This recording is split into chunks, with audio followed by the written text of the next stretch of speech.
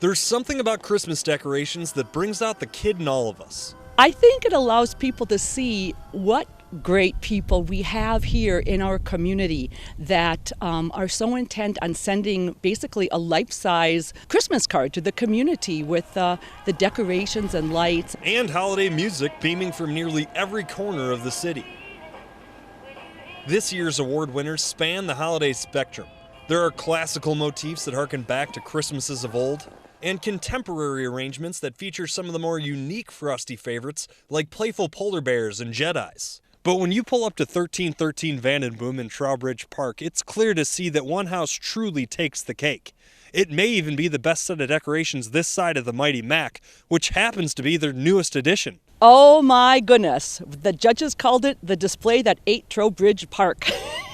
It is just an amazing display, but I think what really makes that display special is the people who built it. This is John Carter and Nice Samantha, to meet you. right? Meet John Carter.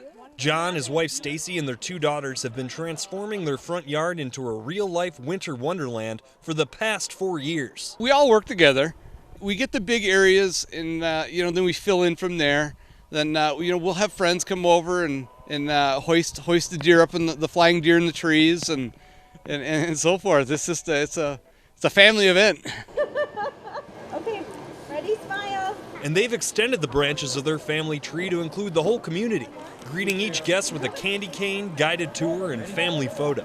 Smiling. In order to bring the spectacle to life, the Carters start to set the scene the first day of October. We don't turn anything on until 1 December, unless we're working out there in the dark, and then I'll turn a section on so we can see what we're doing. But as for the number of lights, I have no idea. But the endless lights lead to countless thank yous from strangers far and wide. Thank goodness for LED. Did you get a candy cane? The Carters' two daughters, Samantha and Caitlin, embody their family's selflessness. For me, it's the real little kids and the senior citizens because they really appreciate it. They really think it's just magic, and I love to see them really happy. And when even when I go on the buses or deliver candy canes to them, they always really appreciate it and they're very thankful for it. And even though it may look like a lavish Christmas village now, its roots have humble beginnings. We were living in a rental community, and if you decorated your house for the season, Christmas season, you actually got money off your rent. So that's how John started, by putting out like 4 or 5 strings of lights and I think 1 deer, and then it snowballed from there. As this year's champion of champions, the Carters will take home a cash prize that just about covers the cost of the lights and a Santa trophy for good measure. The only problem? Figuring out where to put it. For ABC 10 and CW5, I'm Rick Tarsitano.